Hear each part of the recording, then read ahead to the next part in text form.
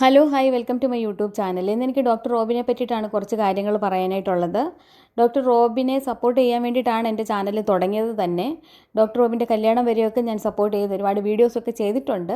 പക്ഷേ അതിനുശേഷം പിന്നെ ഡോക്ടർ റോബിൻ അദ്ദേഹത്തിൻ്റെ ജീവിതവുമായിട്ട് മുന്നോട്ട് പോകുന്നു. പിന്നെ ഡോക്ടർ റോബിൻ കുറച്ച് സൈലൻ്റായി, സോഷ്യൽ മീഡിയയിലൊക്കെ അത്രയും സജീവമല്ലായിരുന്നു. അതുകൊണ്ട് ഞാൻ പിന്നെ വേറെ വിഷയങ്ങളെടുത്ത് ചെയ്തു. അതുമല്ല എനിക്ക് മോണിറ്റൈസേഷനായി, അതേപോലെ തന്നെ നമ്മുടെ ചാനൽ മോണിറ്റൈസേഷൻ ആയ ഒരു ചാനലായതുകൊണ്ട് തന്നെ എന്തിനാ വെറുതെ വിട്ടിട്ട് പോകുന്നതെന്ന് വിചാരിച്ചിട്ട് ഞാൻ വേറെ സബ്ജക്റ്റൊക്കെ എടുത്തും വീഡിയോസൊക്കെ ചെയ്തു, ഇല്ല ലൈവൊക്കെ ആയിട്ട് അങ്ങനെ പോകുന്ന ഒരാളാണ്. പക്ഷേ ഇന്നിപ്പോൾ ഡോക്ടർ റോബിൻ അനുഭവിക്കുന്ന വിഷമങ്ങളൊക്കെ കാണുമ്പോൾ എനിക്ക് വിഷമമുണ്ട്. പക്ഷേ ഡോക്ടർ റോബിൻ്റെ കയ്യിലും കുറച്ച് തെറ്റുകളുണ്ടെന്നാണ് എനിക്ക് തോന്നുന്നത്. ഇനിയിപ്പോൾ കുറച്ച് ആൾക്കാർ പറയും ഡോക്ടർ റോബിൻ്റെ പേരും വെച്ചിട്ട് നീ ഒരു ചാനൽ ഉണ്ടാക്കി കൊണ്ടുവന്നു, എന്നിട്ടിപ്പോൾ അദ്ദേഹത്തിന് കുറ്റം പറയുവാണോ എന്ന് ചോദിക്കും. അല്ല, ഞാൻ നേരത്തെയും ഡോക്ടർ റോബിൻ്റെ തെറ്റുകൾ ഒക്കെ കണ്ട സമയത്ത് അത് പറഞ്ഞിട്ടുള്ള ഒരാൾ തന്നെയാണ്. ഡോക്ടർ റോബിനോട് നമുക്ക് എന്തെങ്കിലും ദേഷ്യം ഉണ്ടായിട്ടൊന്നുമല്ല. പക്ഷേ ഞാൻ വിചാരിച്ചത് ഡോക്ടർ റോബിൻ എന്തൊക്കെയോ ചെയ്യാൻ കഴിവുള്ള ഒരു മനുഷ്യനാണ്, അദ്ദേഹം ചെയ്യും, ഇല്ലെങ്കിൽ നിലപാടുള്ള ഒരു വ്യക്തിയാണ് എന്നൊക്കെയാണ് ഞാൻ വിചാരിച്ചത്.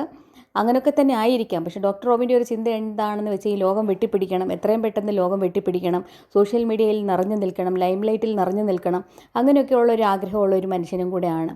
എന്തൊക്കെയോ ചെയ്യണമെന്നുള്ളൊരു ആഗ്രഹത്തിൽ ഒന്നും ചെയ്യാൻ കഴിയാതെ പോയ ഒരു മനുഷ്യനായിട്ടാണ് ഇപ്പോൾ എനിക്ക് മനസ്സിലാക്കാനായിട്ട് പറ്റുന്നത്. ഡോക്ടർ റോബിൻ ഇതിനോടൊക്കെ എന്തുമാത്രം കാര്യങ്ങൾ ചെയ്യാനായിട്ട് സോഷ്യൽ മീഡിയയിൽ വന്ന് നമ്മളോടൊക്കെ പറഞ്ഞിട്ടുണ്ട്. അദ്ദേഹത്തിൻ്റെ ഫിലിം വരുന്നു, ഇല്ലെങ്കിൽ അദ്ദേഹത്തിൻ്റെ ഭാര്യയുടെ കഫേ വരുന്നു, അല്ലെങ്കിൽ സിനിമ പ്രൊമോഷൻ്റെ ഭാഗമായിട്ട് ട്രിവാൻഡ്രം ടു തമിഴ്നാട് ഓടും, അങ്ങനെയൊക്കെയുള്ള ഓരോ കാര്യങ്ങൾ. പിന്നെ രാവണയുദ്ധ സിനിമ, പോർഷെ പനമേര, എനിക്കറിയത്തില്ല, അങ്ങനെ ഒരുപാട് കാര്യങ്ങൾ പറഞ്ഞിട്ടുണ്ട്. എന്തെങ്കിലും നടത്തിയതായിട്ട് കണ്ടിട്ടില്ല. ഒരുപാട് അവാർഡൊക്കെ കിട്ടിയിട്ടുണ്ട്. അപ്പോഴും ഞാൻ വിചാരിക്കും സോഷ്യൽ മീഡിയയിൽ നിറഞ്ഞു നിൽക്കുന്നതെന്നല്ലാതെ എന്തെങ്കിലും ചെയ്യുന്നതായിട്ട് ഒന്നും കാണുന്നില്ല. പിന്നെ എവിടെ നിന്നാണ് ഇത്ര അവാർഡ് കിട്ടുന്നതെന്ന് വിചാരിക്കും. പക്ഷേങ്കിൽ ഡോക്ടർ റോബിൻ്റെ ആഗ്രഹമായിരുന്നു ഈ ഒരുപാട് കാര്യങ്ങൾ ചെയ്യുക എന്നുള്ളത്. പക്ഷേ ചെയ്യാനായിട്ട് പറ്റിയില്ല. അപ്പം നമുക്കുള്ള വരവ് ചെലവ് അനുസരിച്ച് വേണം ജീവിക്കാനായിട്ട്. ഇപ്പം ഡോക്ടർ റോബിൻ അന്ന് ബിഗ് ബോസിൽ നിന്ന് ഇറങ്ങിയ സമയത്ത് ആ ഒരു ഫെയിം എങ്ങനെ നിലനിർത്തണമെന്ന് വിചാരിച്ച് കുറച്ച് ഒതുങ്ങിക്കൂടി നിന്നതിന് ശേഷം ആലോചിച്ചിട്ട് പിന്നെ എന്തെങ്കിലും ചെയ്തിരുന്നെങ്കിൽ നന്നായിരുന്നെയോ എന്ന് എനിക്ക് തോന്നുന്നു. ആ ഒരു ഫെയിം അല്ലെങ്കിൽ പോപ്പുലാരിറ്റി ഇല്ലെങ്കിൽ ആൾക്കാരുടെ സ്നേഹം നിലനിർത്താനായിട്ടോ ഇല്ലെങ്കിൽ ആ ഒരു ഫെയിമിനെ യൂട്ടിലൈസ് ചെയ്യാനോ ഡോക്ടർ റോബിന് കഴിഞ്ഞില്ല എന്ന് തന്നെയാണ് ഞാൻ മനസ്സിലാക്കുന്നത്. ഇപ്പോൾ ഒരു ബിസിനസ് ചെയ്യണമെങ്കിൽ അതും ചെയ്യാം. അതേപോലെ തന്നെ നല്ലൊരു പ്രൊഫഷനുണ്ട്, ഏതെങ്കിലും ഹോസ്പിറ്റലിൽ ജോയിൻ ചെയ്യാം, ഇല്ലെങ്കിൽ മുന്നോട്ടുള്ള PG ഒക്കെ ചെയ്തിട്ട് ഏതെങ്കിലും ഒരു ഇതിൽ സ്പെഷ്യലൈസേഷനൊക്കെ നടത്തിയിട്ട് ഒരു ഡോക്ടറായിട്ട് ഏതെങ്കിലും ഹോസ്പിറ്റലിൽ വർക്ക് ചെയ്യായിരുന്നു. അങ്ങനെയൊക്കെ ഒരുപാട് ഓപ്ഷൻസ് ഉണ്ടായിരുന്നു. അത് ഇഷ്ടമല്ലെങ്കിൽ ബിസിനസ് ചെയ്യാമായിരുന്നു. അന്നൊക്കെ കുറേ കാശ് കൈ കിട്ടിയതല്ലേ, അതൊക്കെ എന്തുകൊണ്ട് ഉപയോഗപ്പെടുത്തിയില്ല? എവിടെയാണ് ഈ കാശെല്ലാം കൊണ്ട് ചിലവാക്കിയത് നമുക്കറിയത്തില്ല.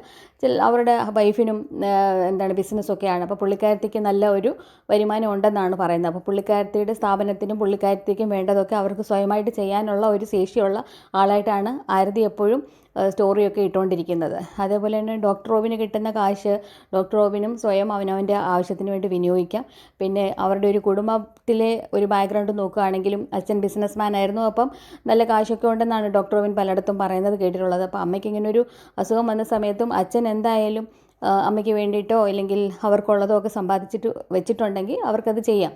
പിന്നെ ഡോക്ടർ റോബിൻ കുറച്ചൊക്കെ കടം വാങ്ങിച്ചാലും നമുക്കത് മനസ്സിലാക്കാം. പക്ഷേ ഇത് ഓടി നടന്ന് എല്ലാവരോടും കുറേശ്ശെ കാശൊക്കെ വാങ്ങിച്ചതൊക്കെ എന്തിനു വേണ്ടിയിട്ടാണ്, എവിടെ ചിലവാക്കിയില്ല, എന്തിനാണ് ഇത്രത്തോളം കടം ഉണ്ടാക്കി വെച്ചത് എന്നൊക്കെ നമുക്ക് മനസ്സിലാകുന്നില്ല. ഇതൊക്കെ ഇങ്ങനെ ചെയ്യുന്ന സമയത്ത് നമ്മുടെ വില പോവുകയാണെങ്കിൽ ആൾക്കാർക്ക് നമ്മളോടുള്ള വിശ്വാസവും സ്നേഹവും ഒക്കെ നഷ്ടപ്പെടുന്ന രീതിയിലാണ് ഓരോന്ന് കാണിച്ചു വെച്ചിട്ടുള്ളത്.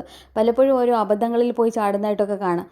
ഡോക്ടർ റോബിൻ ശരിക്കും നല്ലൊരു മനുഷ്യനായിരിക്കാം, പക്ഷേ ചെയ്തു കൂട്ടുന്നതൊക്കെ അബദ്ധങ്ങളാണ്.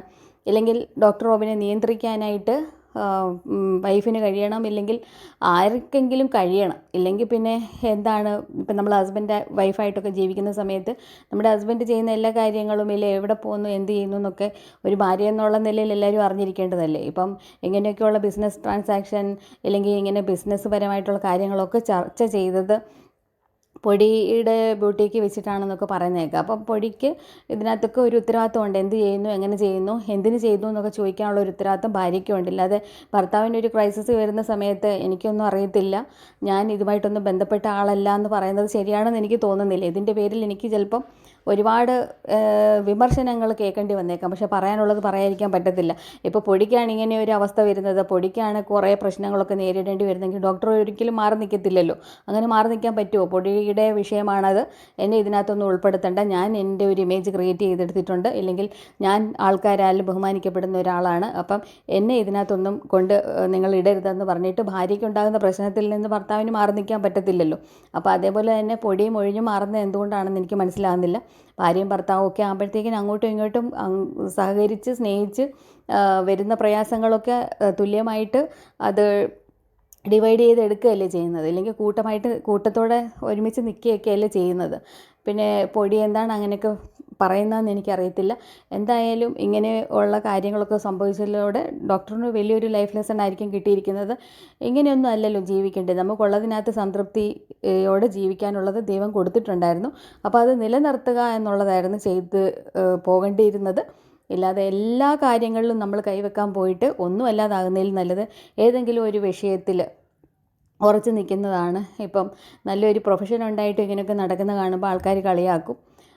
പിന്നെ ഒരുപാട് ചെറിയ ചെറിയ തെറ്റുകളൊക്കെ ഉണ്ട്. അത് നമ്മളൊന്നും അല്ല പറഞ്ഞു കൊടുക്കേണ്ടത്, അവരുടെ ഫാമിലി മെമ്പേഴ്സ് ഇല്ലെങ്കിൽ അവരുടെ വൈഫൊക്കെ പറഞ്ഞു കൊടുക്കേണ്ട ഒരുപാട് കാര്യങ്ങൾ ഡോക്ടറുടെ ഭാഗത്തു നിന്ന് വന്നു പോകുന്നതായിട്ട് തോന്നുന്നുണ്ട്.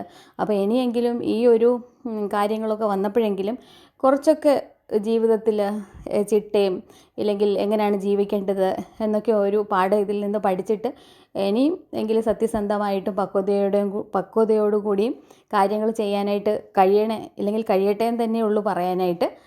ഇത് വിമർശനമൊന്നുമല്ല, നമ്മൾ സപ്പോർട്ട് ചെയ്യുന്ന ആൾക്കാരുടെ ഒരു എന്താണ് പറയേണ്ടത്, സത്യസന്ധമായിട്ട് ജീവിക്കാനും പക്വതയോടെ ജീവിക്കണം എന്നൊക്കെ പറയുന്നത് ഒരു മനുഷ്യൻ നന്നാകട്ടെ, അല്ലെങ്കിൽ സമൂഹത്തിൽ ഇത്രയും ഫെയിമായിട്ട് നിന്ന് അല്ലെങ്കിൽ ഇത്രയും പേരാൽ സ്നേഹിക്കപ്പെട്ട ഒരു വ്യക്തിയുടെ അധപ്പതനം കാണുമ്പോഴുള്ള ദുഃഖം കൊണ്ട് മാത്രം പറഞ്ഞു പോകുന്ന കാര്യങ്ങളാണ്.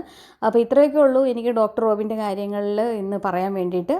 ഒരുപാട് വിഷമം തോന്നുന്നുണ്ട്, പക്ഷേങ്കിൽ ഒന്ന് ഡോക്ടർ റോബിൻ ഇരുത്തി ചിന്തിച്ചാൽ, അല്ലെങ്കിൽ ഇനിയെങ്കിലും ജീവിതത്തിൽ തീരുമാനങ്ങൾ എടുക്കുമ്പം അത് പക്വതയോടുകൂടെ എടുക്കാനും ഒക്കെ കഴിഞ്ഞാൽ അത് ഡോക്ടർ റോബിൻ്റെ ജീവിതത്തിന് തന്നെ നല്ലതായിരിക്കും എന്ന് മാത്രമാണ് എനിക്ക് പറയാനുള്ളത്. അപ്പോൾ ഇത്രയൊക്കെ ഉള്ളൂ ഇന്നത്തെ വീഡിയോയിൽ.